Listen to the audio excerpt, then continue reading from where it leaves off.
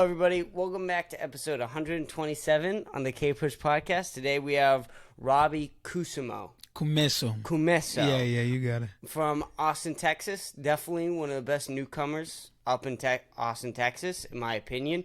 Definitely one of the best open micers around. How you doing, Robbie? Good. How about you, man? Dude, I'm doing fucking pretty good right now. I'm actually doing pretty all right. You're selling a moped. Oh, yeah. You want to talk about that at all? It's just hard in Austin to move around, you know what I mean? Yeah. And not just that, I like to, just move around a little bit. Not just Austin, just I might go to this city for a while. I might go to this city. So being, attached, Right. Yeah, it's hard to do that when I'm if I have a show in, New Orleans or something. Right. Trying to get out there, you can't. You gotta buy flights, and it's too much, you know what I mean? And then you gotta Uber from place to place while you're there. Yeah, it's just extra cost, Well, especially for you, you can get shows in Dallas and Houston. Mm-hmm. I've done shows in Austin, Houston. In Houston? Yeah, I've done a few shows in Houston. So for sure you can get some shows booked there. So that must be like a pain because, what is it, 3 hours away drive? Yeah, That's pretty easy. It's like another country, bro. Going to Houston, it's a drive. Yeah. So now, when somebody's trying to book me, I know this lady that books out there, and I'm I gotta figure out how to ask a comic to take me out there. I'm I'm trying to get you a guest spot. You know what I mean? So it's just right. It's a lot. I would like that freedom of having a car. Just fuck it. I'm gonna go to New Orleans this week. What car are you trying to get? Something big, like a pedophile van. You're gonna write free candy on it while you're at it? Yeah. Fuck. I'm gonna do the whole thing. You know what I mean? How much is I feel like a moped might be a little more pedophile-y. Like you can cruise in schools. Exactly. It looks like a toy, so kids will wanna. And just get in my back, It's very sexual when I have people in the back. You know what I mean? I'll drive my friends sometimes. They'll be my back. I feel like that Kanye video. Me, Kim Kardashian. You know what I'm talking about? Yeah. It feels too intimate, man. So, and you live with John, yeah, right? John. And he talks about being gay a lot. So do you drive him around on a moped? No, I haven't driven him yet on a moped. You need some time for that. Yeah. What's it like living with John? He's cool, man. He's a comic, so we're kind of in the same mindset. Mm-hmm. You know what I mean? We're kind of trying to do the same things. There's an understanding there, Right. You know how it is when you just have a regular person. You're I might go out this night. They just don't understand that. Right. So you'll be I might go out. Actually, I'm losing money going to this thing. Right. But I gotta go out to this thing. Sure, because to get the stage time. Exactly. But it's just that comic understanding, which is nice to have. Right, where it's when you tell, because I've had that, because I've had two different roommates, and when I tell Dom, hey, I'm going out tonight, he'll go, where? And can I come? Rather, the other one goes, why? Why are you going out? Exactly. Yeah. It's why are you, yeah. So you don't want that negative talk and you know what I mean? Right. People that just don't get what you're trying to do, and it's just a horrible living situation to be in, Right, exactly. And then also, it sucks going to an open mic some nights. You don't want to go every single night when you go out. No. There are nights where you're I would so much rather just stay home. Most nights. I would just like to sit home and be fat and lazy. But when you tell that to your roommate that you're also going out while you're feeling like you don't want to go out, that conversation of why can be so much more difficult. Exactly. That makes sense? Yeah. Also, I feel like with you living with John, that's got to be nice because there's always someone to riff off of. Oh, yeah. We have a few years. He's a very funny dude, so it's kind of easy to get along in that way. He can play along, you know what I mean? Yeah. Go back and forth. There's not always a joke. We're trying to find a joke with talk. I mean, we don't do it all the time because that can get annoying when you're both just trying to find a joke about every little thing. But it's there's just that freedom. I can talk about what I'm working on. He tells me what jokes he's working on. Yeah. So that going on. So it's nice, man. Yeah, that's got to be nice. And also someone is always there to kind of help tag up your punchlines a little bit, or also tell you if something's not funny. Yeah. That's so big. Yeah. When you have a little test dummy, it's well, you might have someone. No, I don't think that's Yeah. Yeah. I don't think anybody can really tell you if anything is funny or not. Right. Because it's just more than a joke. It's like how you sound, how you're saying it.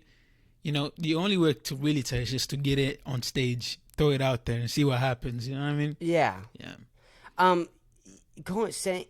Speaking of that, your delivery on stage is perfect. Like, that's probably, for me looking in on the outside, what your strongest suit is your delivery is murderous. Because you'll have a punchline that I could never say and it would be funny.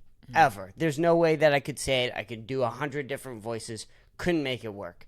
You make it work like bread and butter. Like, it's so smooth on stage when you have some of these offbeat punchlines you have. It works so well. Hey, thank you, man. Yeah, absolutely. But I bomb a lot, too, so there's that. When it's working, but when it's not, it's just like... Right. Crashed. Sure. I've crashed a few times, so... Sure, I think your type of comedy is very hit or miss with people, too. Not saying I love it, right? Like, I love your style of comedy. I think it's fucking hilarious. But to more normal people who aren't comics, it's more of a hit or miss, I think, with them, if that makes sense. Yeah, sometimes if they catch what I'm trying to say, we're riding, you know what I mean? Right. But when they don't understand what I'm trying, which is hard to do when you're doing like a 3-minute set all the time, you know? Yeah. Because I have to establish who I am and then try these ideas you're trying to work on. Right. So, you know what I mean? It's a lot going on. Yeah. I would say like open mics are. That makes sense. I was gonna say something that was like I thought it was profound, but it's just yeah. Duh. I was just gonna say like shows are a lot easier than open mics, but that's yeah, of course. No, yeah. You are right though, but To me, that's duh, right? Mm-hmm. But I think to the average human being, which no one's listening, so whatever. Hey, you never know, man. Right. Someday you might have a lot of people listening. Let's hope so. Well, that's what I keep striving for. Yeah, man. I think that's what everyone tries with open mics is that they one day hope they'll get an audience. But for the time being, like, there's not that many people listening right now. But that's besides the point. If somebody heard you say that, who was like a normal person listening, who is like, yeah, an open mic's way more challenging than a paid show, I think they wouldn't really understand why. Mm-hmm. Like, does that make sense? Yeah. Like, because for us, you're just performing in front of people. What is it? But like, there's a lot that goes on to it. You know what I mean? Mm-hmm. Yeah. To catch, it's all just like energy. You know? I don't know. Yeah. It's just like, to catch people, to explain who you are, where you're coming from, then they're with you, and then you can play around with them. Sure. You know what I mean? But right.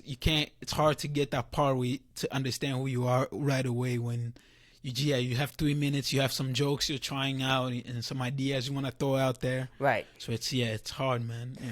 And most of the things with the open mics they're usually new jokes or new comedians. Yeah. Usually one of the two. You don't see like a really well experienced comedian coming to open mics and bringing their best material. Yeah. Like, you're not going to see that. So when you're writing new jokes, because this is something people don't understand too, is like the way the audience is going to react to you is dependent a lot on the person before you. Does that make sense? Yeah. Which, again, for you and me, duh. Yeah. It's energy, you know what I mean? Right. It's all about energy, which a lot of that can depend on the host. Like, a lot of that can depend on the host. Yeah. Especially in shows, you'll have sometimes where a host that not even say anything brings somebody up. That's not good because you want the host to eat shit. That's their job.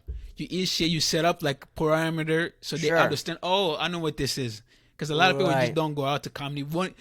People don't give a fuck about comedies like we do. You know what I mean? Right. So their job is to just get in there, say a few jokes. You know what I mean? Break tension, let them understand what's about to happen.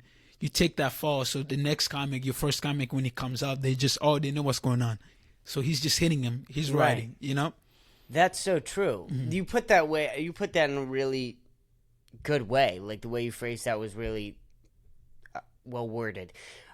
That's so true. I didn't even really think about that. If the host doesn't go up first, then the audience is confused when you call up your first comedian. Yeah. That's so true. I didn't even think about that. But and then you're eating shit, but it's like, that's supposed to be the host. That's Right. their job. Yeah, you're never gonna like smash as a host unless it's like people set up for even that. It's like you gotta get them warmed up. You gotta get their minds in it, you know. Right. And some people are sitting or getting food, even in a show.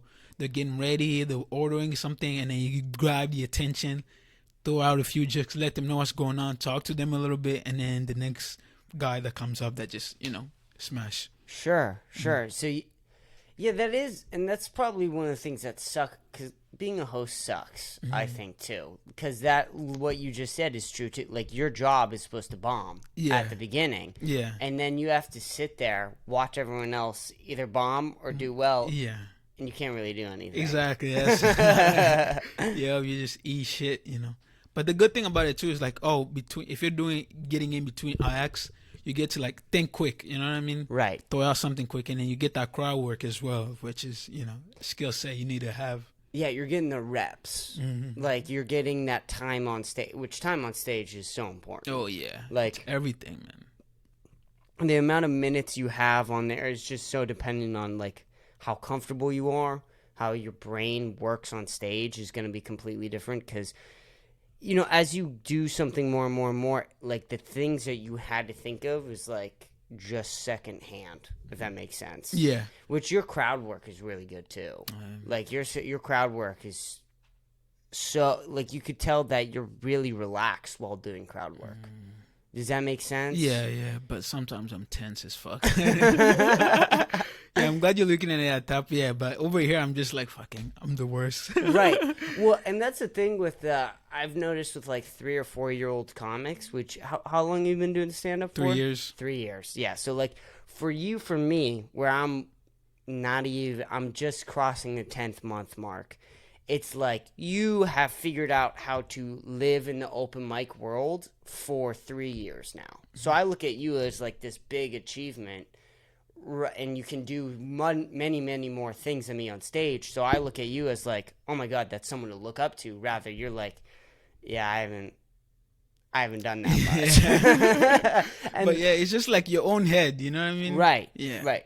And that was the same way with Chris Chan and Nick V. Is that I told them that they were both great, and they were like, "Well, we think we're terrible," but you're really good. Like if you could go back and watch your first set to right now, to your worst set right now, I promise you'd be very proud of it. You know what I mean? Yeah. So you just gotta think about like that distance. Yeah. When you're close to it, you're like, oh shoot, you know what I mean? Right. But, right. Yeah, I think that's better mentality than to think you're just smashing all the time. Way better. Then you get like lazy, and then you don't notice. I've gone to a point where I'm like, okay, I'm doing good. And I have that one bomb that just like, oh fuck, I gotta rewrite everything. Just scratch it. Start from new. I've started from new so many times. It's wild. When you say start from new, like how new? Like you literally get rid of all your bits? Yeah, like majority of them. Not too long ago, I got rid of a bunch of my bits. Yeah. Well, I mean, kill your babies, right? Yeah. That's the only way to grow, Right. I'll grow ideas. Sometimes I'll even go back after a while, grab these ideas. I thought it was funny. I know I can make it funnier, bring them back. Right. Yeah, but when you feel like you don't want to be like your jokes, Yes. Yeah, because you'll get comments will get. I used to get like this. Do you write a joke so good? You're like, oh, this is the funniest shit I've ever written. I'm never gonna write anything funnier than this, And then it sticks in your head, If you believe that, then it's like, okay, that's your reality. Because so yeah, you're always gonna be like, I can write funnier shit. Every time I'm getting funny, I can write funnier shit. And then if a joke doesn't feel like you anymore, you gotta let it go, That's really good advice. Mm-hmm. What would you say your writing process is for coming up with new jokes? Me, like, it has to be something that happened to me, Okay. All my jokes are like based on a little thing that happened to me. I'm not one of those like observational comics, sure, which is a great skill, but I just can't emotionally connect to it like that. It has to be like based on something, and then I build the whole world based on like that one seed, right, of like something that just happened to me. That's really, and so do you, how would you jot it down? Do you like record it through your notes app and on your iPhone? Would you do like audio recording? Like, would you talk to your iPhone? Do you do a little bit of everything? Yeah, I've changed my writing style a lot, back and forth. I started writing first, and then it didn't feel like me. Sure. And then I started just recording my talking, recording voicemails. And then, but then I felt like I was getting lazy at certain points. So now it's a mix.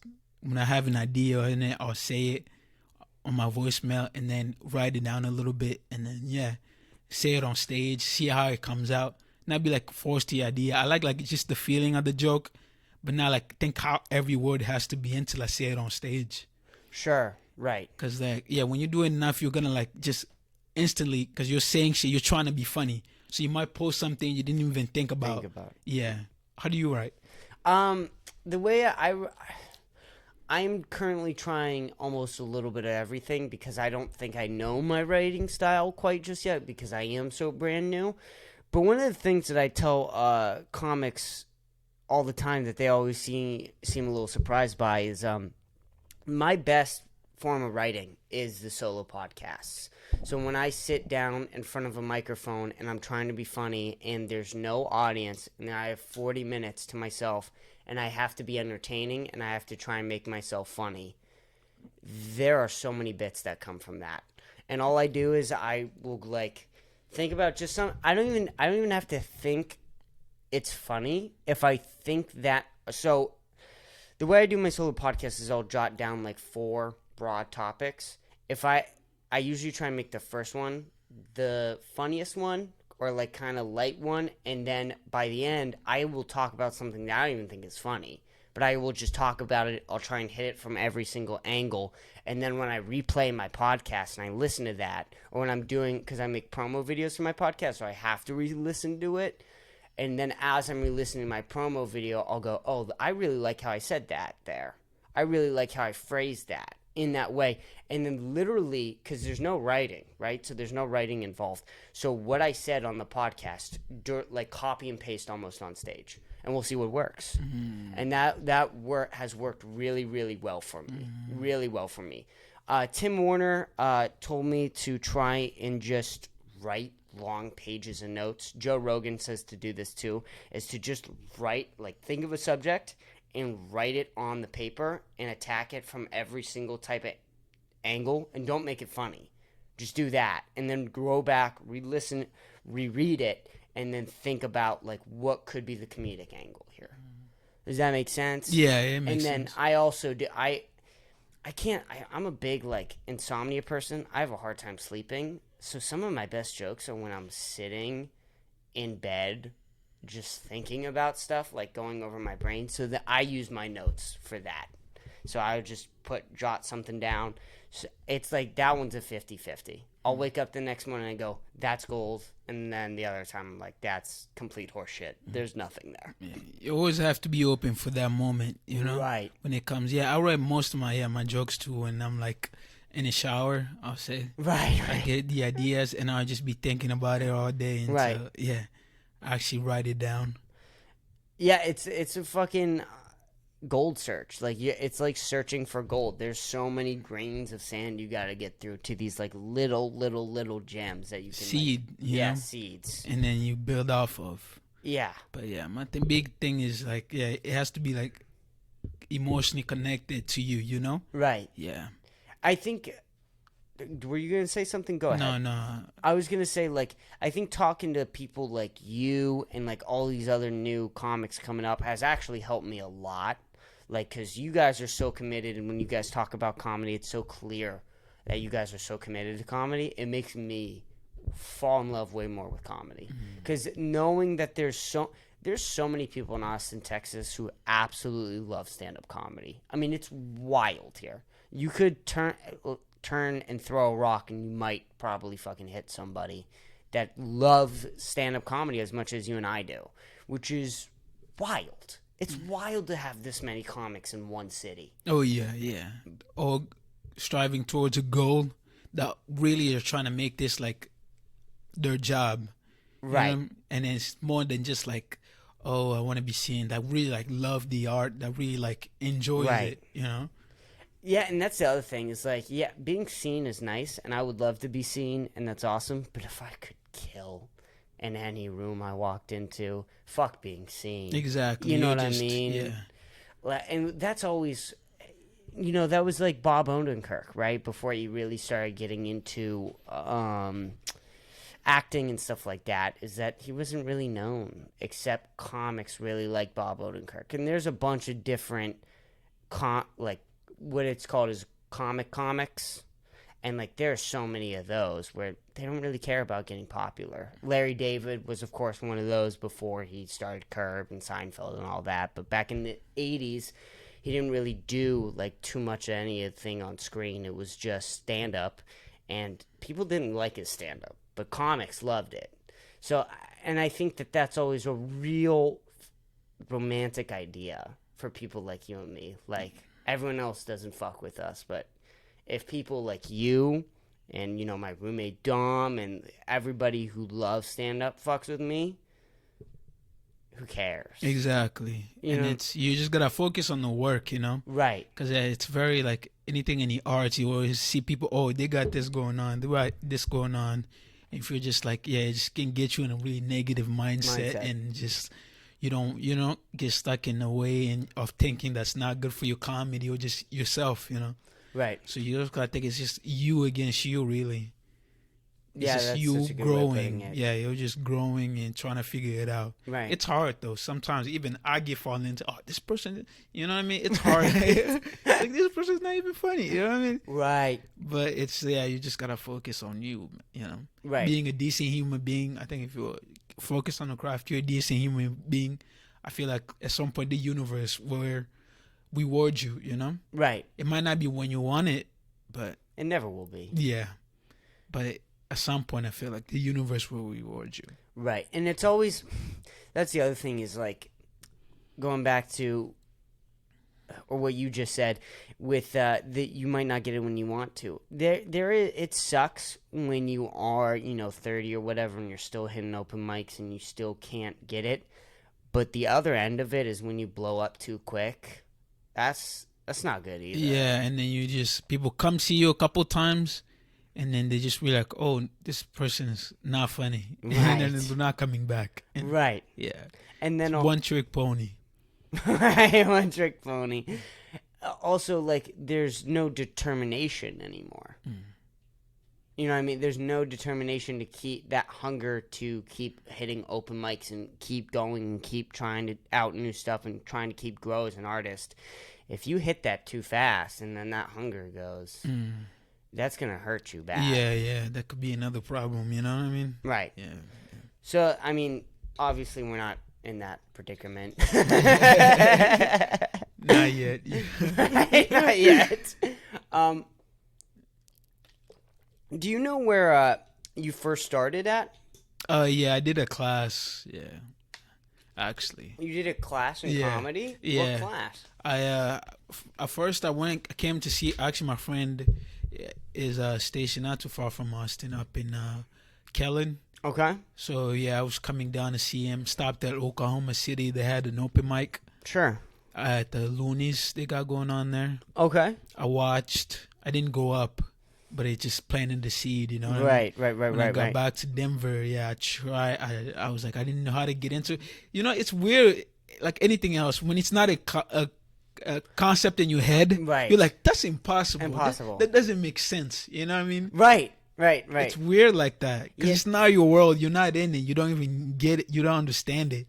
So I'm like, how do I figure out? How do I get into this? I didn't know open mic existed. I didn't know, like, how do you know what I mean? Right. And then what, like, how does it work exactly?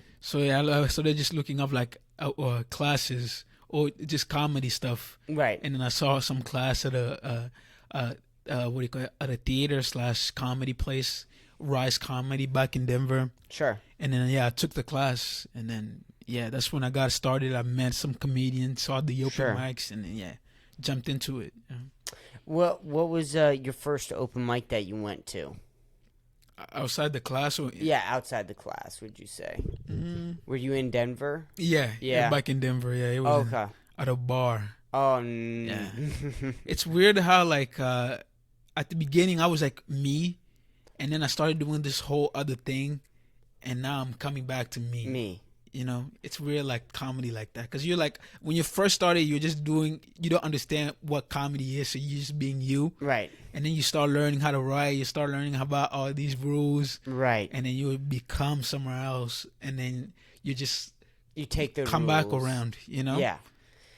And that's the thing, is that when you just sort of figure out what being funny means on stage, you just want to be funny. Yeah. There's no being you. Yeah. But once you figure out anything that will make people laugh, you're like, fuck it. Right? Yeah. I mean, I've said this so many times. I've said it less and less, but right, like, I would say at the fourth month mark for me was like the strongest, like, I hate this joke, but I don't want to tell it anyway. Like, you know what I mean? That sort of, and I still do that. I still have that. I'm not going to lie.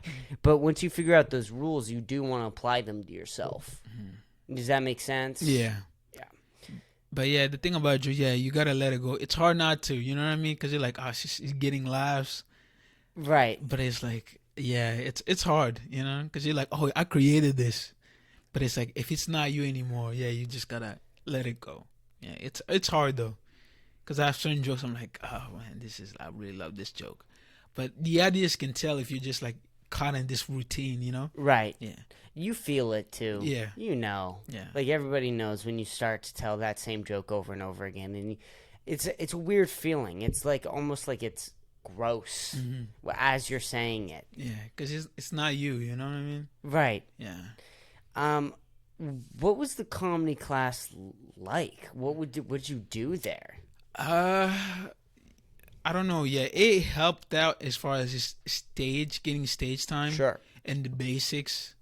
But yeah, it was like trying to teach you how to write, and nobody can really teach you how to write, because something that might be funny to you is not funny to me, and it's all about who you are, how you say things. You know? Right. Like we talked about before. So they'd be like, oh, you should say it like this. But the teacher would be like, oh, you should write like this. But she's writing her voice, you know? Right. That's not my voice. It doesn't come out right when I say it. And was the person who ran the class, were they funny? Yeah, she was funny. She was funny? Like funny on stage or funny off stage? Funny on stage as well, Funny too. on stage. Okay. Yeah, but it was like in her own way, you know? In a very unique. Yeah, not very unique, but yeah, she was like, oh, this is how you write a joke. Sure. This is like how you write a joke, punchline set up. This is how you think about a joke. You know what I mean? But it's like, it's not like that. Everybody has their own thing as far as like how they write the jokes, where they like to grab the punchlines, how they like to, you know. Right. Yeah, you can't really put like a parameter around it.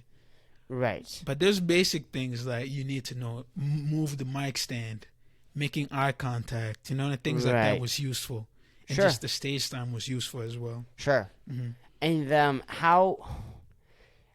did you see her kill? Like, did you watch her murder on stage ever? Or did she was she okay? I've seen her. She's okay. I've seen her kill, but like certain jokes, I'm like, it's not for me. You know what I mean? Sure. Yeah. Sure. And that's always sort of the problem with comedy classes, I feel like, is that no one who runs a comedy class is Bill Burr. Yeah. Or You're Dave not gonna Chappelle. Get Dave Chappelle at a comedy right. Yeah, it's always his fringe, you know what I mean? Yes. And I mean, that was the whole. Did you watch Barry at all? Barry. It's a Bill Hader's TV show. No. Very good. It's really? about a hitman who wants to become an actor. Really? It's hilarious and also pretty sick too. But the whole joke is that Barry, Bill Hader, he signs up for an acting class, but the person who runs the acting class isn't. He's a horrible actor. It's not like a great actor who's successful. Yeah. There's a reason why he's running the class. Exactly. These better actors fucking. Right. And the person who plays the acting coach is Henry Winkler. So watching Henry Winkler, a good actor, play a bad actor. That's funny. Yeah, it's a good TV show. Okay. Mary, I'm gonna put that down. Oh, yeah, go ahead. You were saying? Yeah, and also, it was. I feel like with an acting class, or comedy class rather, that you would be able to make those connections that are really, really vital to stand-up comedy. Just like knowing who has an open mic list. Like how vital is knowing Derek Dimple to Austin Comedy. Oh yeah, he has a lot going on. Right, exactly. Mics and things like that. Yeah. So if you don't know Derek's list page, good luck. Yeah. You know what I mean? Yeah. Good luck finding someone who's gonna write out every single open mic that's going on in a city, which praise Derek for it. Thank Derek for that. But without that, how are you gonna get that? Exactly. You want to know what's going on. Mm-hmm. But I know some people. I know Fred. I think I know the name. Black dude. Yeah. I think he doesn't have a phone. He's just like, yeah. I'm like, dude, you're like a fucking what? Yeah, a monk, man. Yeah, he doesn't have a phone. He just talks to people, figure out what the mics are. Yeah. That is wild. Yeah, I'm like, how? I can't. I lost my phone once. I was freaking out. Right. Dude. I was like, where am I going? I didn't know where I was. Yeah, how would you find address? Like, what do you do for a GPS? Yeah, he just takes the bus to downtown and he's asked around.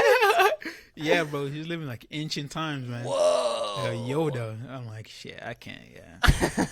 I'm too addicted. And then what happens if, like, a mic gets canceled? How would you check if a mic is going to get canceled? Because you got to go to the host. Oh, yeah, he can't. He just shows up, no one's there. Yeah, and he always try to first go to one mic that's always happening. Right. And then he can ask around if anything is canceled, what's going on. Sure. Yeah. That is crazy. Yeah, I'm like, that's That's respect, though, yeah, too. I'm like, that's some monk shit, dude. I want to get it to the point where I'm just like, fuck it. I'm just not on my phone all the time, just looking up, what's going on, you know what I mean? Just doing comedy. Good for him.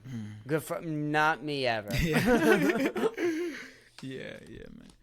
So do you have like a goal in mind, or like how did you get into comedy first of all? I got into comedy because I got really obsessed with I've always been super obsessed with the art. I think that's sort of the way I really got into stand-up comedy. Is I've always really loved movies, and then once I started really liking movies, I started really liking music, and then after music, I started really liking stand-up comedy. I got obsessed with stand-up comedy through George Carlin and watching George Carlin bits on YouTube. I would watch just hours and hours and hours of George Carlin just talking, and I would go, how is he doing that? You know when you first realize, like, what is he doing that is only requiring his mouth and his body and a microphone? That's it. That's all he's got. And he's making, like, colors with, like, his word. Like, it was a very weird experience when you first sort of understand what comedy is, I feel like, and when you first watch a professional. And then the way I really got into it was hearing Joe Rogan talk about comedy on his podcast. That was really when I started, like, maybe I can be a comedian. Because Joe Rogan would be like, well, all of our friends, we just get together and we try and talk crazy shit and we try and make each other laugh. And I went, that's my friend group. Like, that's my whole friend group. And I had a different friend group because I moved from Pennsylvania, and so that friend group wasn't funny. I was the funny one. Does that make sense? Like, yeah. I was the funny one. But in my friend group in Massachusetts, where I moved to, I thought I was the unfunny one because all my friends were funny too. So we kind of found, like, a friend group that was just all comics, even though that we'd never been on stage, but they acted like comedians do when they're off stage. And so that was the first moment where I was like, wait, maybe if that's all they do is talk shit with each other and then take what they say to each other and say it on stage, maybe I can do that. And then that was around 16. So I wanted to hit open mics when I was 16. And then after, you can get to some open mics in Austin if you're 16, not happening in Boston. It's just not happening. Really? It's all 21 plus. Really? It's all 21 plus. It's all bars, and especially when you're 16, like the open mics where I lived in the suburbs of Boston, like all the open mics were like 45 minutes, an hour away. So I was going to ask my mom, like, hey, could you drive me to this open mic 45 minutes away and then wait there for 4 hours for me to go up and then talk shit at a bar full of grown men. Right. And then drive me back 45 minutes after I bomb. I was 16. So that was kind of out of the question. And then when I was 18, I asked again, and Boston's COVID restrictions were really tight. So then they were like, nope, ask when COVID was over. So I was mad. Like, I was like, and I still am a little salty with Boston because of that.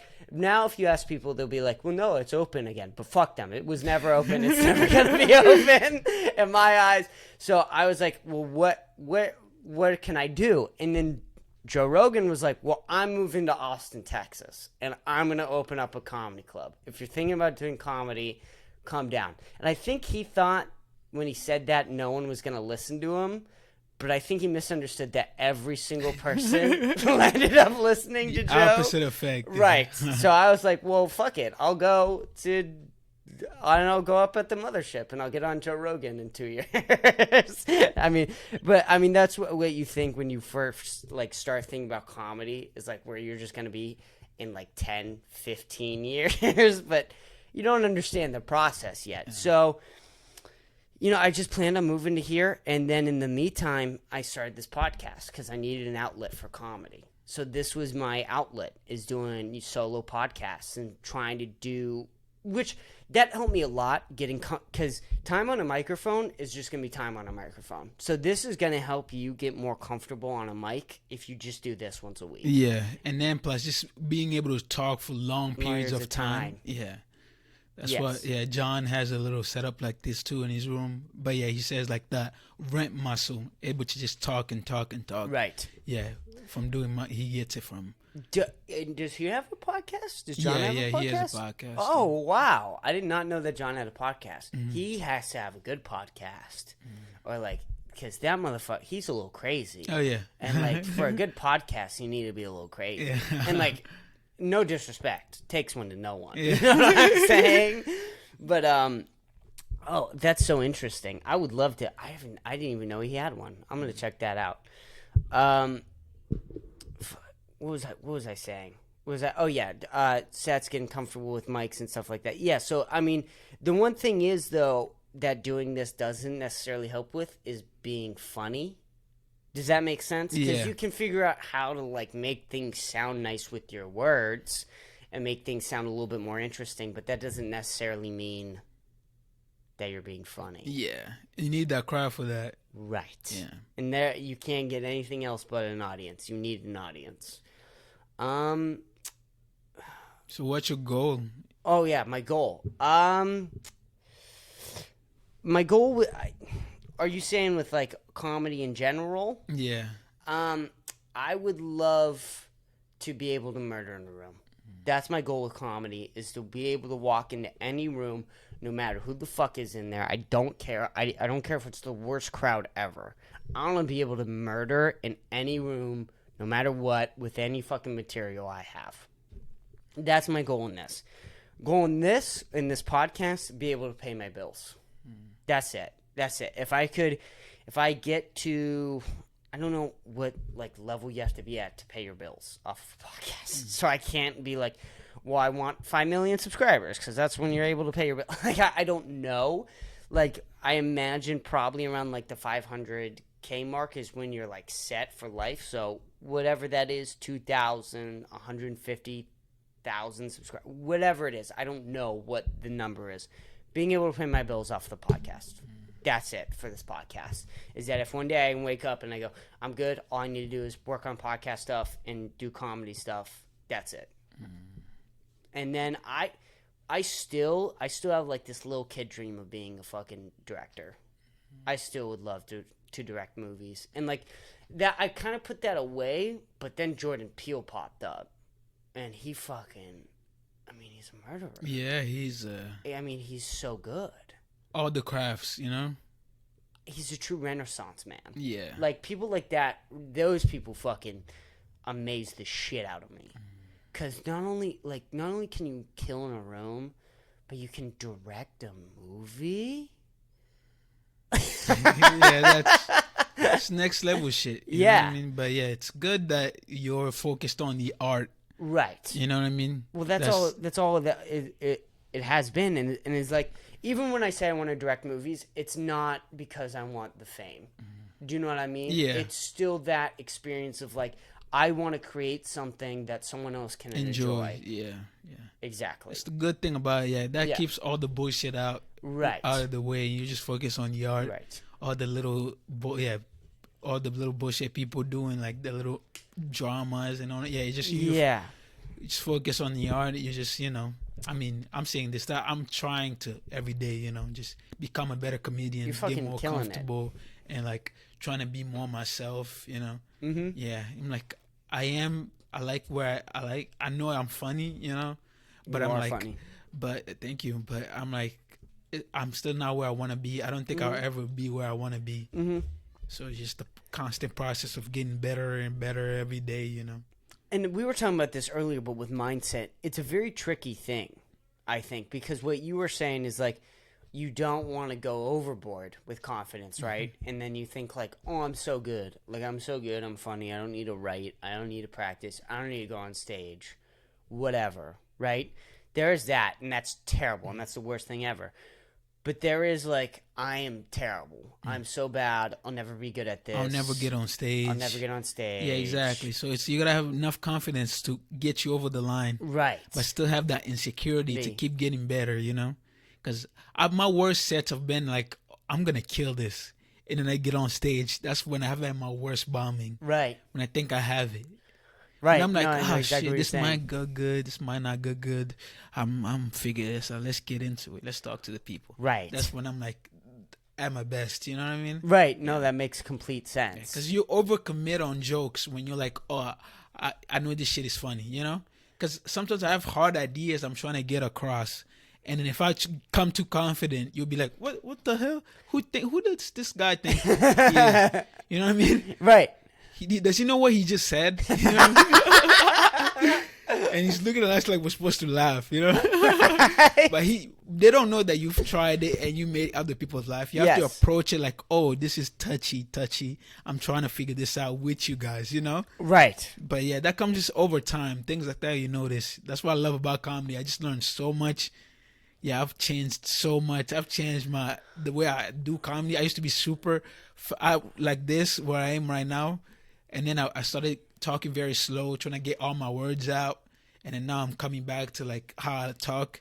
I skip around a little bit. I'm sporadic, Do you think the accent helps or hurts you with comedy? It helps. It helps? Yeah. It makes people probably think I'm funnier than I am.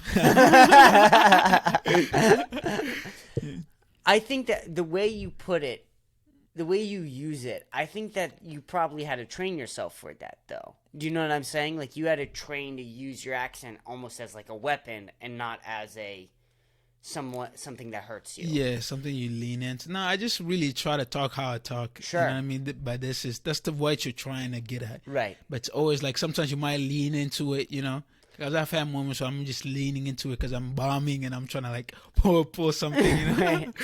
Yeah, like, so it's just, trying to get comfortable talking like this on stage, you know what I mean? Right. Yeah. Do you know your worst bomb? Yeah, I have a bunch of bombs, man. My most recent bomb was probably at the Secret Show. Yeah. What's the Secret Show? Is that comedy? The Secret Show. The show. Red Band. Oh, Red Band show. Yeah, the Secret Show. Yeah. Did you see Red Band on Joe Rogan? It was just on Joe Rogan. Yeah, I haven't seen that episode yet. It's a really good episode. The way Brian Redband puts it and describes the comedy clubs is really fucking good. He said that the Fat Man from Comedy Mothership is like the main room from Mother Store, or the comedy store. The Little Man is like the little room in the Comedy Store, and then his stage is like the belly room from the Comedy Store. So you kind of have the Comedy Store set up next to each other in Austin, Texas now again. Mm-hmm. Do you know what I mean? Yeah. And they kind of crafted that, and they said that like even the shows that Red Band does at his club are really weird. But what is the secret show? Because I don't know that. Oh, yeah, like it's basically an open mic for famous comedians. Oh, okay. And higher up comedians that are making money in this and are like about to break through, you know. Sure. Yeah, I got it off Kill Tony episode Sure. I did. Yeah, and I was following Aaron Belial, you know, funny dude. Okay. Tried to make a comment. The crowd wasn't having it. And they were just like fucking, you know what I mean? Just swimming in that ocean, trying to pull shit back. It was just like a downward spiral then, you know. I think Kill Tony is great. And I'm so thankful that's here. I think a lot, and as I've been here more and more, Kill Tony isn't a guarantee to success, as some people look at it. A lot of people, that's the problem. A lot of people are like, oh, and then when you do bad, they're like, oh my gosh, my life is over. I'm like, it's just one, it's a step ladder. I'll give it that. It's a step ladder to closer to your goals. Sure. But it's like a lifelong pursuit, man. Right. If you're thinking about, like, oh, this is going to make or break me, then one thing would just crumble, you know what I mean? Like I bummed the Chico. So some people quit comedy right there if they happen, because it was like a big, you know what I mean, opportunity for me. Right. I'm like, I learned a lot. That's why I got rid of like 90% of my shit. After that, I wrote a bunch more funnier jokes. You know what I mean? Right. But it's like a lifelong pursuit. You gotta think about it like that. So then little moments is on now. They still hurt. Makes me rethink how I do comedy. Yeah. It humbles you, you know. Oh yeah. But you still like you're still here, you know. You don't like crash out. Right. Yeah. You're here on the Kpush podcast. Yeah.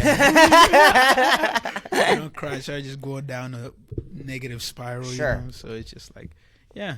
It's gonna happen. It's probably not my last bombing. You know. Oh yeah, for sure. Yeah. How often? I didn't even know you were on Kill Tony. Oh yeah. How many times have you been on Kill Tony? Once.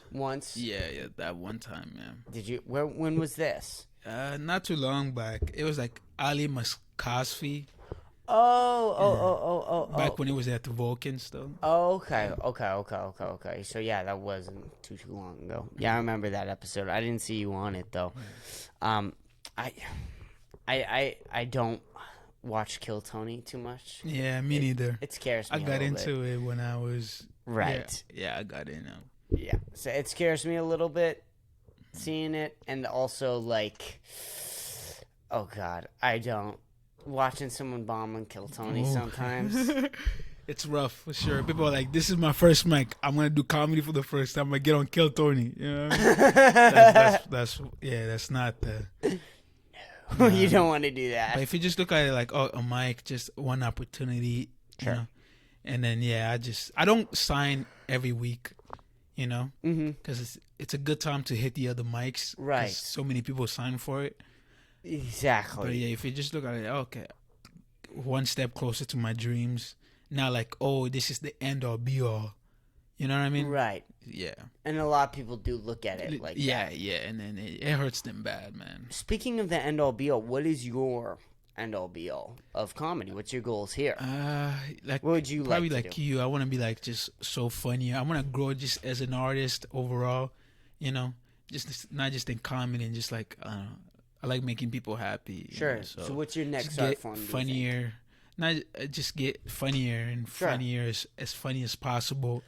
Maybe get into like a little acting or something like that. Okay. Too, but yeah, just get funnier, and then as far as like monetary wise, I would say just be able to pay my bills. Just doing straight comedy, that's always the dream. That's the dream for me. That's always I think that's every comedian's dream. Is to just have my job is doing comedy. You know what I mean? So I don't really care about I get this big. Okay, just being able to pay my bills, and then just be able to make, just make people laugh. And I enjoy doing comedy, and I want to get to a point like perform in front of my people. You know.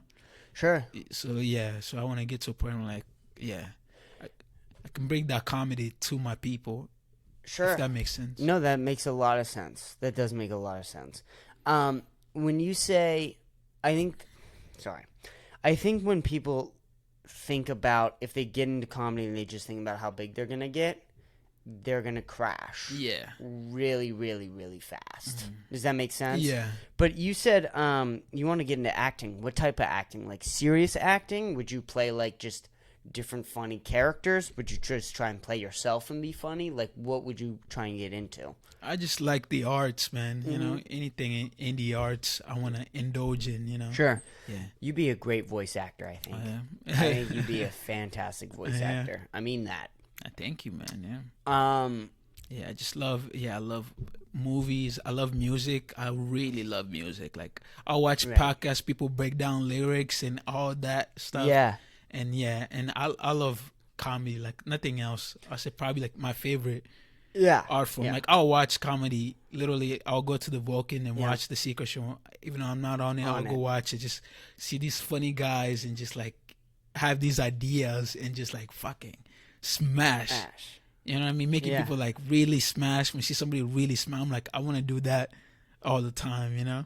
It's just like, damn, be able to make money and making people happy. That's fucking amazing. You know? Absolutely. Some people gotta do a lot of shitty things to make money, and if I can like make money just being me and enjoying art and like giving something to my people, you know what I mean? So yeah. I took piano lessons, I think, for about 4 months before I realized, Jesus Christ, I don't love piano as much as I thought I did. Yeah. I learned music theory. Sure. And then learn how to play the piano a little bit. Right. But it's you gotta be really in it. Oh yeah, you gotta be really in it. But something my music teacher said is when you're able to make someone dance with this song without touching them or make them tap their leg, without doing anything but playing your instrument, there is magic. Yeah. There's a magic in that. That's what I'm trying to get. Yeah, it's like I don't know. I don't want to get too weird, but it's like the soul, man. You know what I mean? You're really just fucking you vibing on a different frequency. You know? Yeah. Even when we make people laugh, they can't stop. Everything you say is funny. Yeah. When you're really smashing, you're there in it with you. That's just like fucking. It's beautiful, man. It's magic because even with music, like you're still using a piano, a guitar. I guess for singers, it's probably somewhat the same. But when you walk up to a stage with nothing but a microphone, and you don't know how to sing, you don't know how to play guitar, you don't know. Maybe you do, but you're not using that, right? You're just gonna talk, and you're gonna make people try and make them hunch over and laugh. That deep laugh when they're just like can't stop themselves. They're just like fucking laughing from the soul, man. Right. And it's just fuck. It's a there's nothing like it. I've made people laugh, but I've not gotten to the point where like, you know what I mean? It's shoot, you're just like fucking smash. I've touched it a little bit here and there, but it's like it's a different thing to be like in it and just like when I've been on shows where people just make me laugh so hard, right? I can't even. And at some point, they're not even telling jokes anymore. They're just like talking, and I just can't stop laughing. I'm like, damn, man, that's beautiful. You know what I mean? That is the thing, though. When everything looks great, when it's all put together, when it all looks fantastic, and it's the best of the best, what is it? It looks like someone's talking into a mic. Mm-hmm. That's it. Mm-hmm. That's all it looks like. Mm-hmm. But when you're in that room, there is something. There's an in energy, the air. Man. Yeah, the energy is like, and anything in all the art is just like, yeah. That's the only other thing that I think, because I love movies, and one of the things that I love about movies is that you could leave this room right now. There's a TV right there, or the screen right here. I would play a movie, and there are some movies that would make me cry. There's some that would make me jump up and down. There's some that would literally like make me hold my face in suspense. Like there is that, but there's some in that's alone. You can't do that with comedy. Mm-hmm. You can never do that with comedy. It's a very communal thing, which makes it a little bit more special. Mm. The fact that there has to be a community of and it's people happening there right now. Right now. Everybody's in it. You know what I mean? The art is happening there. Music, you write it in your room somewhere, and then you throw it out. Right. But it's happening right there. In comedy. There's nothing like it. And I just, I think about it. I can't be like, I don't know. I don't want to be like in some suit and like, you know what I mean. I'm just have the other side. I'm like, I already moved to the U.S., so I'm trying to figure out how to get everything I can from the country. You know what I mean? Sure. So it's kind of like, I can't be like in a suit and like, you know what I mean? Right. That's just not me. That's not you. No. And I think for me being a director, one of the reasons why I wanted to be I chose like comedy sort of as like a pit stop to being a director was because of the fact that being a stand-up comedian to writing a sitcom or a funny animated TV show, they're very similar. Like, it's not the same, right? It's very different. Like, one's immediate reaction. The other one takes months and is months of planning and days and all hard work and stuff like that. But the idea of trying to be funny and make someone laugh is still there. Does that make sense? Yeah. So I don't know, but is that something that you would want to get into, you think, is like being in a sitcom or doing something like an animated funny TV show? Yeah. But I really I don't try to put parameters or time into it. I just like focus trying to be as funny as possible. Sure. And I'm like, try to be funny, trying to be a decent human being as much as possible. It's hard sometimes, you know what I mean? Yeah. Yeah, but I just focus on that, being like, I'm religious, and like not like religious in a certain religion, religious in like God. Right. I believe in God, and I believe in positive energy. Sure. You get what you give, you know? Right. So I just try as much as possible to give out positive energy. Right. And like, and just focus on the art and do that, and then see what comes back to you, you know? Once you start getting into like, oh, this has to happen by this time, right. And then you can get better real quick. Yeah. Right. Yeah, you've seen those comedians that are just like so fucking bitter, and it's not fun to be around. No, and they really bring down the open mics. Yeah. But we don't need to say names, but we both know. We both have ideas. Oh, shit. Oh, yeah. What was that? There is a religion where... Not religion, I guess, but the ideological... I don't know if I'm saying that word right. Ideological? Yeah, ideological. I'm not going to even try and say it. English, my second language, or yours?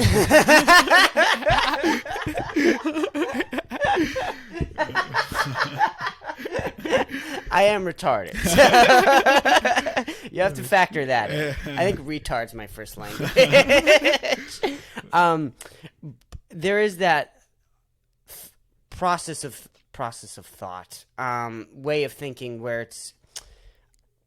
I forget the name of the word, and biblical, but where you don't necessarily, where it's kind of like what you just said, where you're not believing in God, but you believe that there's something out there. So like sort of what you were going back to, I do think that there are like rules to the universe, and if you just accept those rules, which is like working hard, right? Like just something basic, staying positive, like that. Those universal rules will come back to you. Yeah. Does that make sense? What you put out always comes back. Right. You know? Maybe not today, maybe 3 days from now, maybe a year, fucking 20 years from now. Right. You know what I mean? But I feel like it always circles, man. Energies. It comes back around. Man. Were you ever religious? Yeah, Christian. Oh yeah. Yeah. I was raised Christian too. I was baptized. What about? Did you like abandon it? Was it? Oh no, I believe in God. Okay. But I just feel like it's very restrictive on like the idea of what God is, because then it's like, what about all these other religions that believe in God? Right. And like, you know what I mean? Do they all? I don't know. I ask too many questions basically. Like, did they all go to hell, or you know what I mean? Right. No. So I'm just like, there's God, and everybody has different ways to interpret it, and I like the Christian way because it's like the structure of it. And like the community aspect of it, I love. But I just like, I believe in God. Right. But I don't put like parameters. Sure. On God. You know? I think Christianity does do that though, like where it does set parameters for. You think like this. You have to think like that. Things are very black and white for Christianity, I think, which. For some people, I imagine it works great. Yeah. I imagine it works fantastic. It works great for my mom, you know what I mean? Yeah. I imagine it does. I think that's why there's so many Jewish people in comedy, is because one of the things with the the Jewish religion is that they're always constantly asking questions, which is inherently what comedians do, is they just ask questions about everything.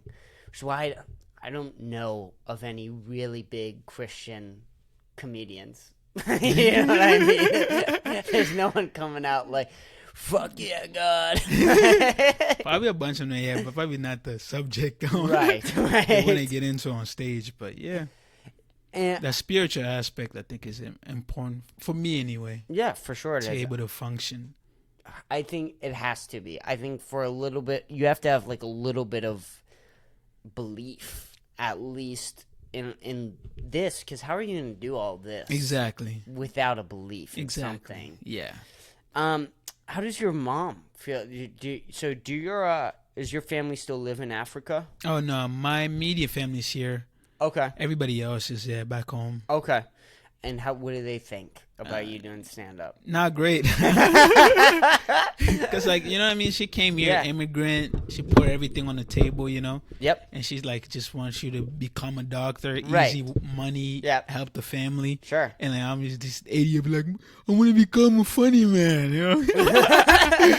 With no goal in sight, with freaking no roads on the map, you know what I mean? Like, it's just like, she's like, what the hell? Get on school, help the family. I'm just like, I promise you might not see it now.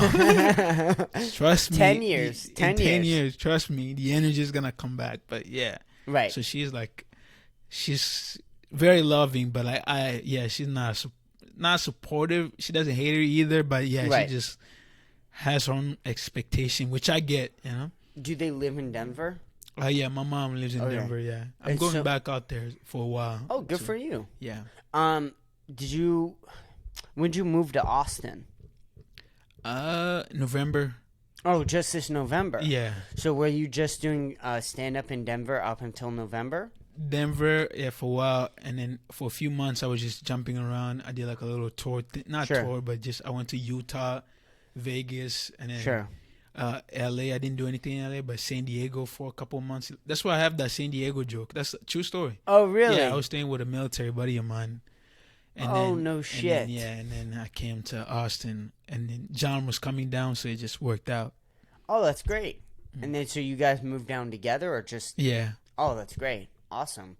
Was there a big conversation between you and your mom when you wanted to move to Austin or go on that tour? Yeah. She was not pleased. If that's a conversation, then yeah. Right. Yeah. Well, how long was it?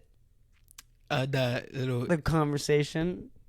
I mean, she's always been like on me about getting a job and doing that. You know what I mean? So it's like a back and forth things. Right. But there's love there, and then I get it. I'm not one to just be like, oh, nobody ever understand me. You know? Some emo kid.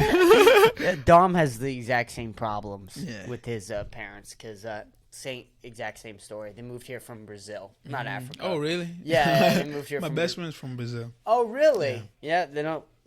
They're pretty cool. Brazilians are pretty cool. Women with big asses.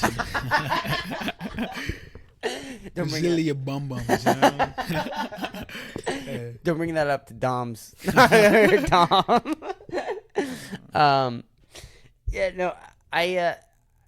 And what do you? So do you have cousins back in Africa? Oh yeah, cousins and all the other family. Do they know? Like, what do you say to them? I don't even talk to them really. You don't even talk to them? Not much.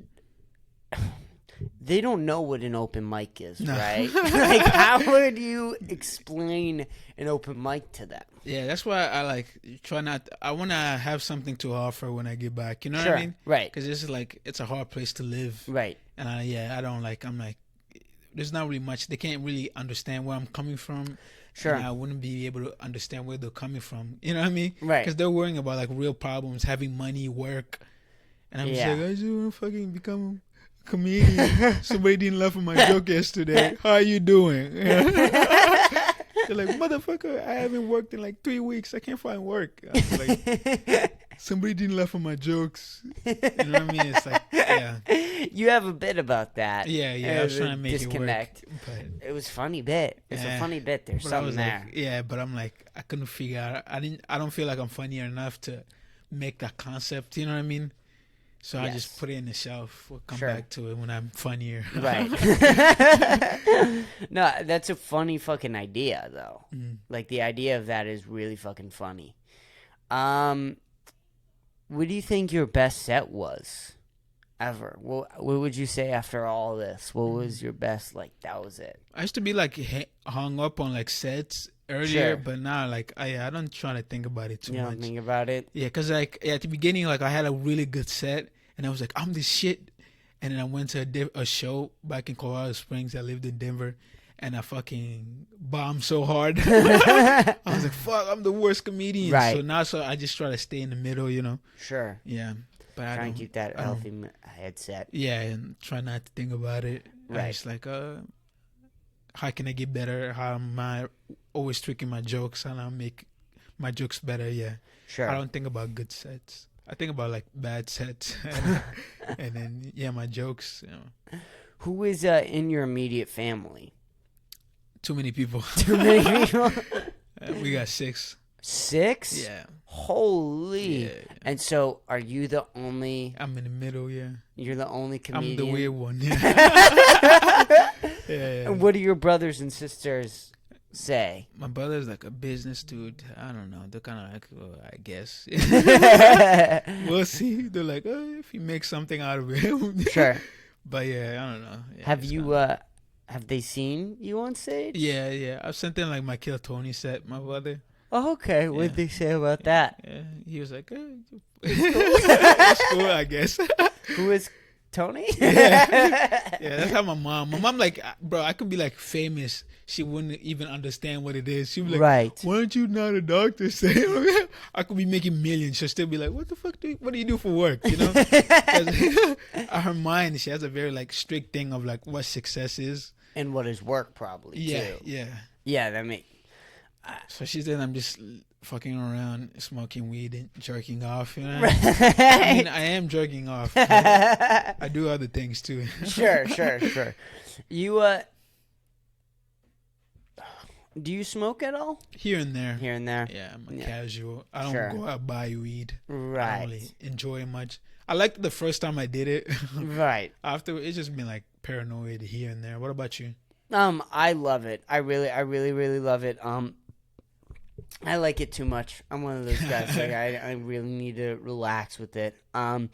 It helps me a lot in like concentrating. Like I guess I'm diagnosed with ADHD. I don't know what that fucking means. So like you know how America likes to make shit up. Yeah. I love that pharmaceutical drugs. Sure. Man. Yeah. Exactly. Yeah. You think it a little different. You know what I mean? Yeah. That's all that it is. Yeah. And so I think I'm going to get better with it. I think with high school, I really fucking... I wouldn't have made it with high school without it. Like, I would not have fucking... Because I am dyslexic, too. So I am a little bit retarded. Yeah. So there's no way that I would have been able to get through all that shit without a little something. Same here, dude. I can't spell for shit. Well, do you have problems spelling with, like, your first language? Yeah. I mean, that's not really much of a spelling kind of word. Oh, okay. It's an oral tradition. I just say that because I don't know how to spell any Congolese words. But yeah, it's more oral. I know how to speak it, but yeah, not much of writing. But yeah, I know how to like, writing for me, even when I write, doesn't really write how I'm thinking about it. So I have like disconnect. Is it yours like that? Oh, yeah. The way you think about shit, the way they write it comes out a little different. Yeah, I'm constantly thinking about every single word and going back and trying to change the word. And I'll also just mess up the spelling when I start to write too fast, if that makes sense. So I'll go back and I'll go, what the fuck was I even trying to say here? Like, I can't read what I wrote. Yeah. So there is that. So I think, a little bit of weed has helped with that, but, I went way too over the edge, and I've slowly started to get like a little bit better. I'm not one of those guys that I'm healthy though. Like I'm healthy, and weed is amazing. You look like a healthy bowl. No, but you know what I'm trying to say. Yeah, like, yeah. I don't want to be one of those weed guys who's like smokes all day and fucking smokes all day. Yeah, but I mean, if it helps, I'm not like anti-weed. Sure. I'm already paranoid, so. No, I get it. I get it. We just amps up my problems. I'm usually trying to run away from my problems, right? Right. Yeah. You eat shrooms? No. I don't eat. Have you? Yeah. Yeah? Yeah. I don't recommend. You don't recommend? How often have you eaten mushrooms? A couple of times. Couple of times? Yeah. What was the dose? Do you know? Yeah. I've eaten it too much. In eighth, which is like 3.5. Sure. Which is not good. You want to stay in like 1.5 or right, something. Right. But it's just, I think it's a spiritual thing. Sure. So once in a while, I do it to just cleanse and figure some shit out. Right. But it's a lot. It's a lot. Where'd you take it? I've taken it by myself. By yourself? With buddies. Sure. As well. But yeah, it's just like a spiritual journey, man. Where do you is it just in your bedroom? Outdoors. You just sit in your bed? Outdoors? Yeah, somewhere with nature.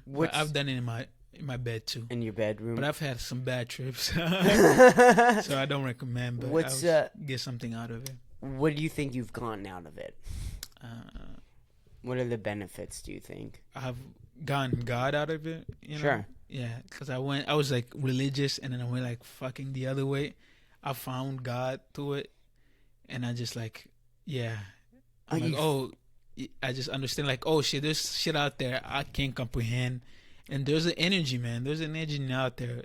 And like, I don't know how to explain it really. No, I get that. And I understand like about like myself. You know what I mean? Right. It's weird, man. Mushrooms are strange. It opens things up. We have the world like there's barriers, you know? Oh, right. I'm this, my parents are this, I do that. And then like mushrooms just tears down like the walls. Yes. Everything all at once just happening. Right. So it's just like, it's a wild experience, man. How often do you think you take them? I haven't taken them much. Mm-hmm. Because it's one of those things, once you do a lot of them, you're like, it doesn't make you want to take more. You're like, I'm gonna stay away from it. Right. It kind of like tells you to stay away from it for a while. Yeah, my problem with it, that sounds amazing. Like, everything you just said sounds way too good for me. Like, I'm a real druggie. Like, I really love to get fucked up, be scared, and shit like that. So I haven't done any mushrooms. I haven't done any acid. I'm trying to stay. Not acid. I haven't done. I'm trying to stay away from all that till I'm 25. I recommend it. To stay away from it. So for sure, because it's like. Yeah, because it's like it can get you like a real dark place. Right. It's gotten me into some fucking really dark places. Yeah. Because like it gets all sides of you. You know what I mean? Right. The darkest shit, the lightest shit. It's a lot. Yeah, I don't recommend. But I've gotten some stuff out of it. But, right. Yeah, but it's not worth it really. I think that I would love it so much. Oh yeah. Like I think I would immediately I want to. I don't know, man. Yeah, once a week. Oh no, you wouldn't. Trust me. If you do enough doses, you'll be like, I'm gonna stay away from it for 5 months. Or like it's not one of those drugs when you do it, you're like want to do more. No, right. You're gonna be like, oh yeah, I want to stay away from it. Dude. Yeah, the experience is just a lot. Yeah, it's not like high. You don't get high. Yeah, that makes sense. Yeah, it's like a memory. It's a brain thing. It's like Then I guess my almost the other way around was that like if it was so bad, I'd be like, well, now I can get through any drug, like any drug. I won't. Oh no, it's not me. Yeah, you know what I mean. Yeah. I don't recommend. That's sure. Right. I know you're not. Yeah, I say like stay away from that stuff. Right. 25 that's a good idea. You know what I mean? They always say I've gotten a lot of negative stuff. Yeah, from it. It's just like it's not worth it. What are some negative things you've gotten from mushrooms when you're taking mushrooms? Like freaked out, thought I was dying. Called my family and wait, you called your family on mushrooms? Yeah. You called your African family on mushrooms? Yeah, so it's... Okay, we have stories here, ladies and gentlemen. It was a fun time. What would they say? Do you remember the conversation? I got stuck on a loop. I was like at a park, got stuck on a loop. So I kept calling them. I'll hang up, go sit down, and then come back, call them. Like, I just got stuck on this loop. You'd come sit in your car? No, I'll come sit down on the bench. Call them call them, tell them to come pick me up. Now I'm freaking out. Go back on the park, and then do it over again. I just got stuck on a loop. And were you in Austin when this happened? No, back in Denver. And then fucking my mom got off work to come get me. I was just freaking out the whole day. Your mom got off work? Yeah, it was not good. Oh, no. What'd she say to you when she picked you up while you were high on mushrooms? I don't even know, dude. She was just wanting to make sure I was okay. Right. Yeah. Was she understanding about it? No. She was just like, what's going on? Yeah. It was real scary shit, you know what I mean? Right. What happened after? After, as far as... Like, when you came down from the trip, did your family just pretend that it didn't happen? Oh, yeah. No. It was a thing. My mom talked to me about it. Yeah. My family talked to me about it. I freaked out my sister, you know? Your sister? Like, yeah. How old was she? She's young. So, yeah, I had to, like, talk to her a while afterwards and be like, I'm fine. I'm just like, yeah. Did your older siblings, like, give you a high five, though? No. Like, you're cool, man. No, they're not. How old were you when this happened? Not too long ago. Not? Yeah, like a year. No. Yeah, like a year ago or something. So you were 22 or whatever? Yeah, 21? Okay. Yeah. Yeah, I guess that is hard to yell at your mom. Your mom yell at you when you're 21 about that, though. Yeah, so yeah, but it was like on some scary shit. Like, oh, what's going on? Am I going crazy? You know? Right. So yeah, I would stay away from it. Were you already? Yeah, but I was bringing it up to just say that I've found. What were we talking about? Some spiritual things. Yeah, right? we're talking about God and energy. God. Yeah, that's where I'm like, yeah. Right. It helped me find some of that, you know. Are you open to doing any more psychedelics, or are you good right now with just mushrooms? Yeah, mushrooms is You're good. Yeah, because it's a lot, man. Yeah. Even mushrooms, I don't want to do it anymore for a while. Yeah, it's just like, yeah. Would you be open to doing more in the future? Like, would you ever do ayahuasca or anything like that? I tried to do ayahuasca a couple of times. Have you actually? Yeah. What do you mean you tried? I was trying to find it, but... Oh, you were trying to find it. I never really ended up doing it. Yeah, I feel like you really have to go to the Amazon. Yeah, I'm like, yeah, you have to do it legit. Not right. Like, yeah, I have to, like, go to Brazil, like, be butt-ass naked with a with a shaman, you know what I mean? Yeah, next to a tree. Yeah. Hug this tree. And then really go there, but... Right. Yeah. You don't want some guy named Pete at a party and you what he calls ayahuasca. Freaking with a ponytail. Yeah. But yeah, I don't know. Yeah, it's a lot. But yeah, I just stay away from it. Most part, I don't really do any. I'm not like cokehead. Never done any drugs outside weed. Outside weed and shrooms, the only thing I've tried. And have you've drank before? I'm assuming. Yeah, here and there I drank. Okay. It was never really like a thing in our house, so I don't seek it. Right. I just like, all right. It doesn't taste good, so I'm just like, why? I mean, I like the fruity drinks here and there, but sure. Yeah, I'm not. Some people just drink. I'm like, it doesn't even fucking taste good. It's like, right. Yeah. Are you drink? Yeah, I'm an alcoholic. That's a reason why I stay away. You're honest, oh yeah, dude. That's the reason why I stay away from any other hardcore drugs. There's a huge percentage of alcoholism in the history of my family, so I just try and stay clear. And my drinking has gone way better since when I first started, but you know, everything needs work. Everything's a work in progress. We're a work in progress, man. Right. We all have our demons, our issues, man. You know, it's got to understand that empathy and you know. Right. And just work on ourselves and focusing on ourselves it's the way to go, you know. Right. Do you think someone's problems can help their stand-up comedy? Would you say? And I don't know. Some people look for problems to try to be funny, which is, I don't think is the good way of going about it, you know. But I think like the best jokes comes from like the shit we don't want to say, the fucked up shit about us that we don't want to say. Right. That's where like I feel like the real shit when it's like, oh, when you see somebody on stage, they're in it. Right. That's where the best jokes comes out. Sure. Yeah. It also, I mean, you don't think people understand it, but when you say it, they understand you in a different level, you know? Yeah, especially when you figure out how to say it too. Like that's also a big thing with that, I think. You know what I'm saying? Yeah. But yeah, as far as like but just being fucking an asshole, like suffering for no reason, I don't think it makes you funnier. Right. But the shit you don't want to say, the shit you're like that embarrasses you about yourself, or like, you know what I mean, shit that bothers you or a little bit that happened to you. Those scars, I feel like you can build the world out of it. You know? Right. Yeah. That's how I write, really. Yeah, it's just like fucked up shit, things that happened to me, and start build from that. Do you search for that, or will it just pop up to your brain? It's just life, you know? Right. Yeah.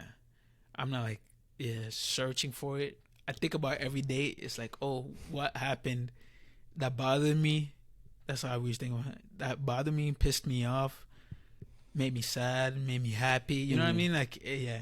It's what really tapped into my emotion that day, and like write the idea down. It might not be like talk, voicemail it, and then it might not be something. Oh, I just get rid of it.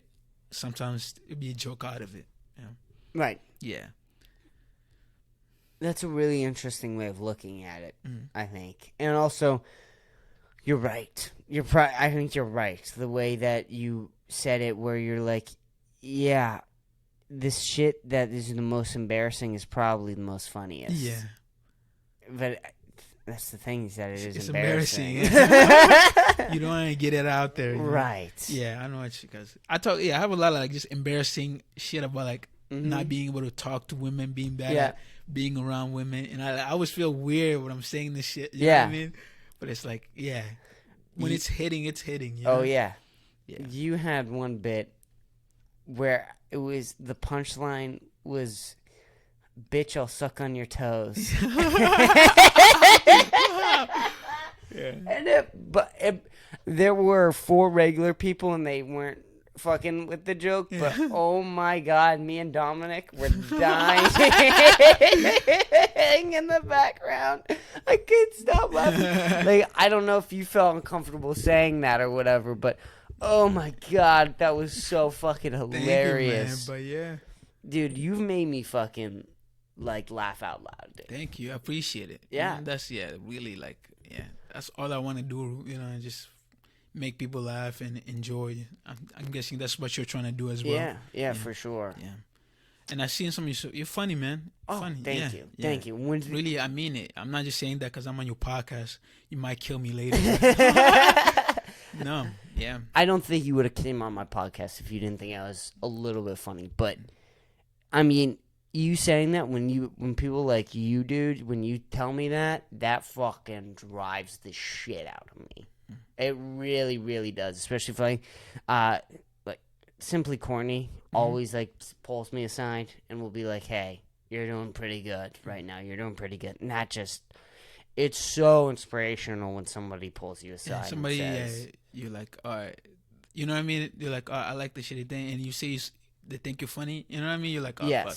There's this guy in Denver, Alan Brownwell, and like, he told me I was funny once. I'm just like, it stuck to me. You know what I mean? You're like, damn, man, I look up to this guy, and I think it's like, fucking, he has it, you know? Right. So it's like, oh, I think I'm funny. I feel like there's something there. Sure. Yeah, because you'll have those nights you're like, fuck this shit. You know what I mean? I'll be at the creek sometimes, just have such a bad set. You're like, man, this is like demoralizing. And then when you have someone you respect come in, like, oh, you're funny, man. And it's just like little things like that, you know? It can really change somebody's day, you know? Yeah. Yeah. It feels awesome when you aren't sure about a bit and then that bit bombs. But a comic pulls you inside and goes, "Hey, that's a good premise. There's something there. There's something there." Oh, shit. You're like, "Oh, I have to tell this again?" Yeah. I wanted to throw this shit away. Make me bomb again. Right? Trying to send me into depression. What's your favorite place to perform here, would you say? Open mics? Yeah. Oh, no, not open mics. Just give me your favorite, like, I would say, actually, let's do both. Let's do favorite open mic and then, like, favorite show, would you say? Favorite open mic. I like Corny's show. like that. Courtney's awesome. Yeah, Tiny's Barn, and the way he found that loophole where he'll throw the chairs on stage. Have you seen that? Oh yeah, I've seen it done. Genius. Yeah, perfect. Genius. Yeah, it worked out. Makes it that intimate, Oh yeah. setting sometimes. And then also, I don't like to be the first row of comics, if that makes sense, Mm-hmm. just because I'm always looking at my notes, and I'm always, like, going over, like, writing what someone down. Maybe I can use that on stage as, like, a callback and try and capture the audience. Yeah. So I don't like to sit, like, in the deep front in it. row. Yeah, I can. Yeah, I try not to watch too much, but I try to listen to people set. I do too. And if they say something funny, I'm gonna let them know. Right, exactly. But yeah, I don't try to watch too much. Right. Because it sticks around sometimes too. Which you know what I mean? Oh yeah. Like, oh, this is how you're supposed to do comedy, and then you might change your cadence, the way you talk. You're like, because this person is getting laughed. I guess this comedy. Right. You don't want to like That's not be true yourself. Too. Right. Yeah. You don't want to copy somebody. Yeah. And that's always a big problem with newcomers, especially everybody everywhere. Yeah, they just want, oh, this is working. I guess this is comedy. Right. You gotta try to stay authentic as much as possible, man. It's a hard road, but it's more rewarding, Oh yeah. Because if you're like just trying to be somebody else, you're just the worst version of them. Right. You can never be the best version of yourself. Yeah, you can only be the best version of yourself. That's the best, Or you can, if you're following somebody, you're just gonna be the worst version of them. Right. Yeah. Oh, you put that so well. Yeah, I like to watch, especially people that like I enjoy that don't do shit like that's totally different than mine. Like Casey Rocket is one of my favorite comedians. Yeah. You like his stuff?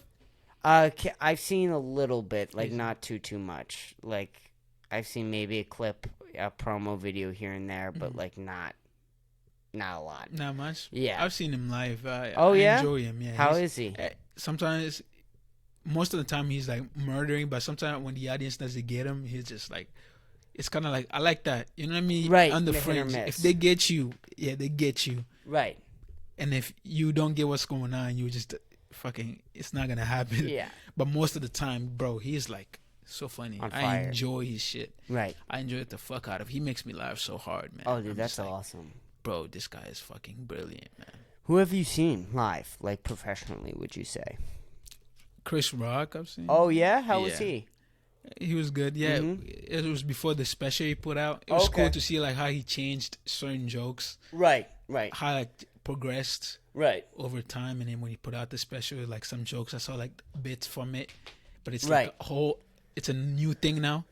It just made me, when I see it like that, it made me understand like, oh, your jokes are always growing too as you're growing. Right. It's never like stays the same. It's like a living thing that's like, you know what I mean? Right. And also someone at that high a caliber. Yeah. Chris Rock. Yeah. Changing his jokes. Yeah. You know what I mean? Yeah. Like that will hit you differently. Yeah. You're like, oh shit. You should, every time he does it, changes it a little different. And then it's same ideas, but it's the way he's expressed it is different now, you know? Sure. Yeah. Yeah. I've seen Joe Rogan. I haven't seen him. How was he? He was good. I saw him at shit. How am I forgetting the name? Creek in the Cave? No.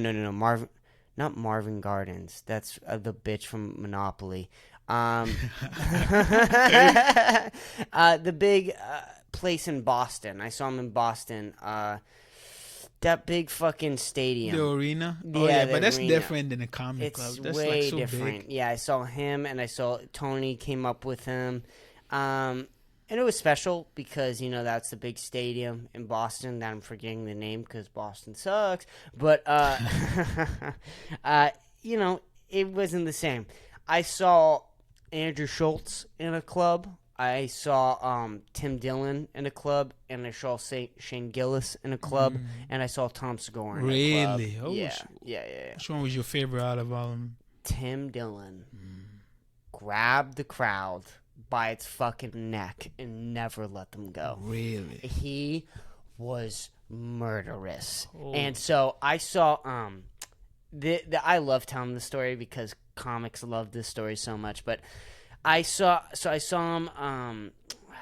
Why am I forgetting the name? If we got off the podcast, I'd tell you the name of all these places. But as soon as we get on the podcast, I forget the name of everything ever.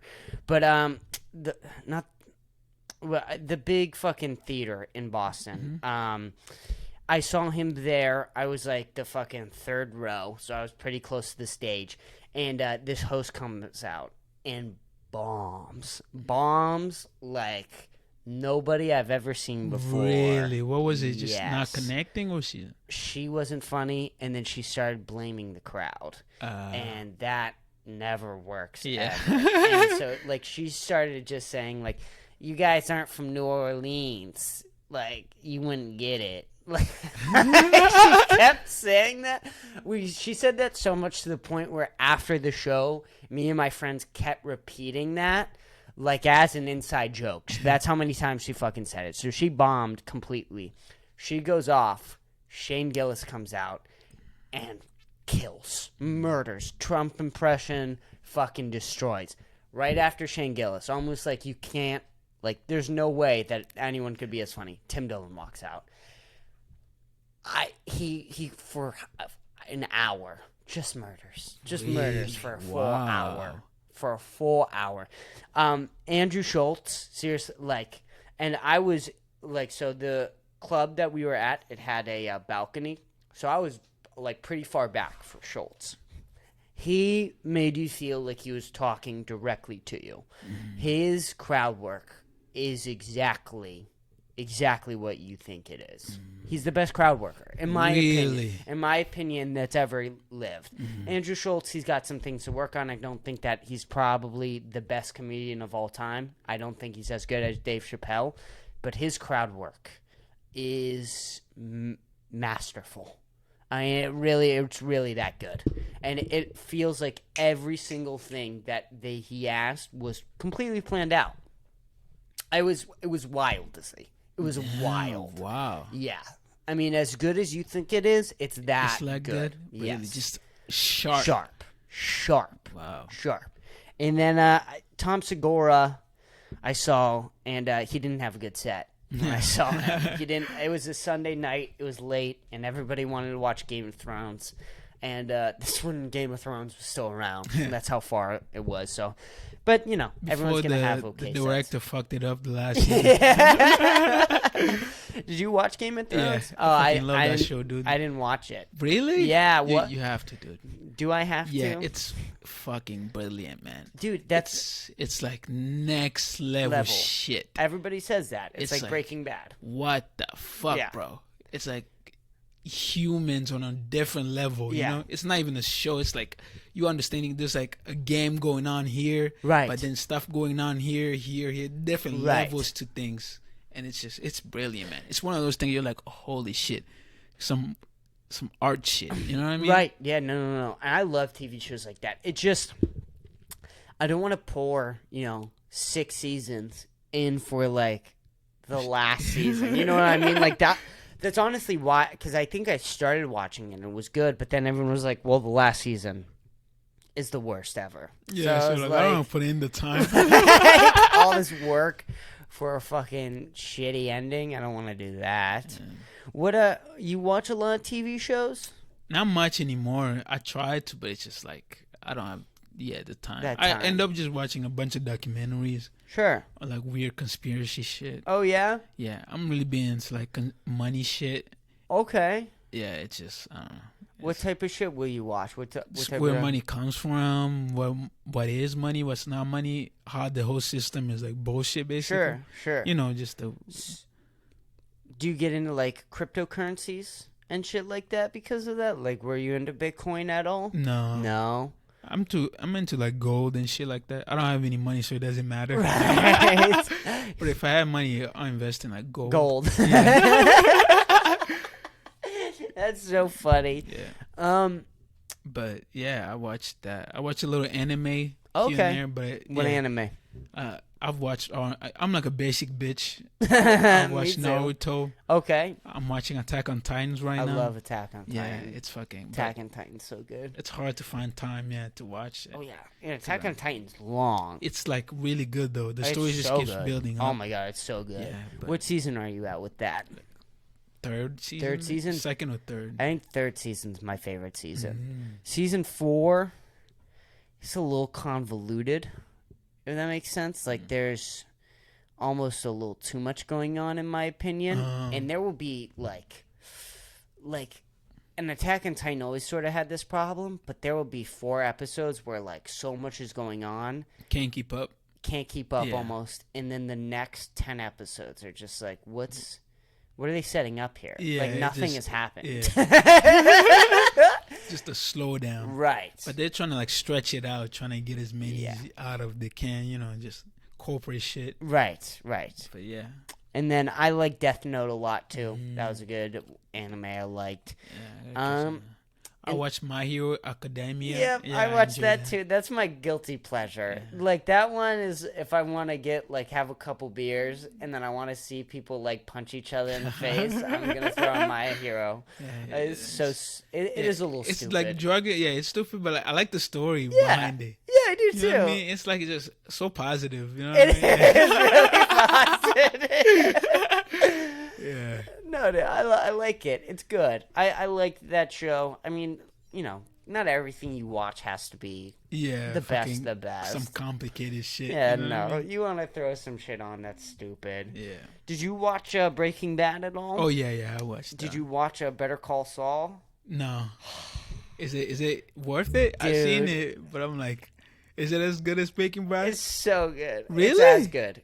I think it's better. Shit. Really? I think it's better, in my opinion. But, like, how do you get better than Breaking Bad? Yeah. It's perfect. It's as good, though. Yeah. It's definitely as good, though. Bob Odenkirk's performance is wild. Is that black guy that's always... No, Bob Odenkirk, Saul. Saul Goodman? Yeah. That's Bob Odenkirk. Oh, yeah. That's the black dude. Saul Goodman? No, yeah. No. White lawyer?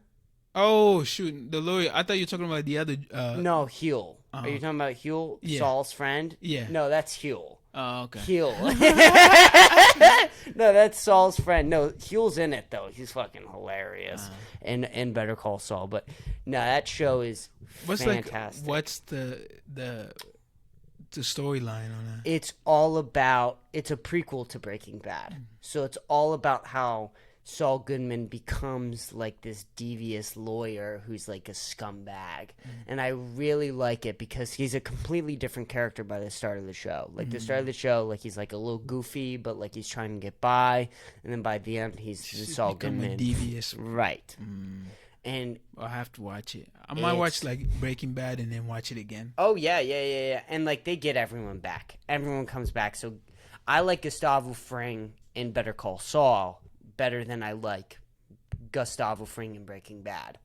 Because they give him so much stage time. Yeah. And also, he's going to die. So, like, there is that element of, like, edge there. Yeah. You know what I'm saying? When is it going to happen?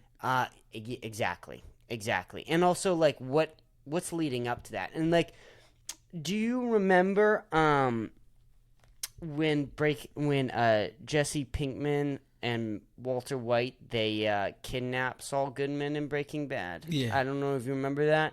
A little bit. Yeah, like, I know if you haven't seen Breaking Bad, it gets a little foggy. But yeah, I've seen Breaking Bad for so long. Oh, yeah.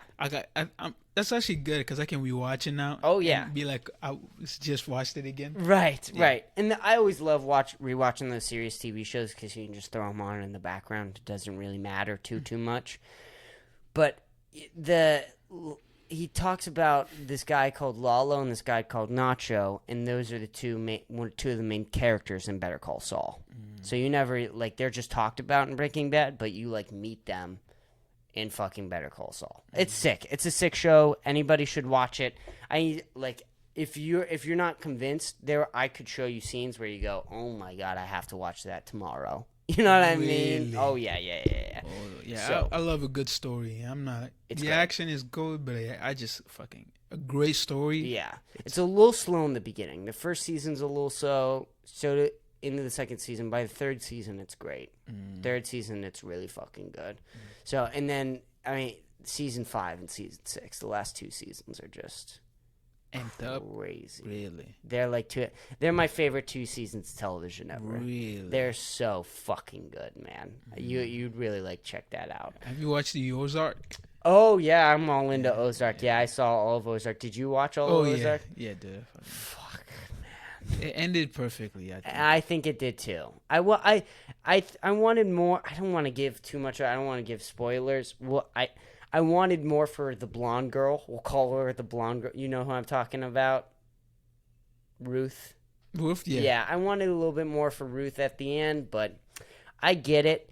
But I don't think the ending... It's like, here's the problem. Like, there are really, really good endings that add to a TV show, and then there are endings that are so bad they take away, like Game of Thrones. The Game of Thrones was like, what's all this build-up, for that. For that. And I don't think... That was just lazy writing. It's lazy. Yes. Yeah, I agree. I mean, I didn't see it, but everyone who watched it, I've heard a little bit about it, like, it just seems like they didn't try. You know what I mean? And also that author wasn't caught up with all the books. Oh, yeah. So and he was trying... Yeah. After they went off the books, that's when things started going weird. Yeah. You know yeah, I hear that. And then they were trying to move on to Star Wars, and then the heart wasn't really in it. Right. So it was like, who gives a fuck about Game of Thrones when you got Star Wars? I mean, obviously Game of Thrones is awesome, but like, you know what I mean?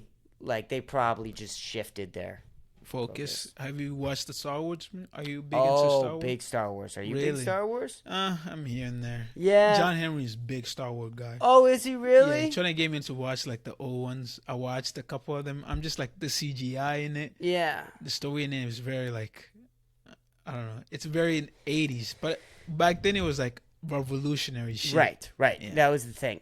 Also, it's a little outdated.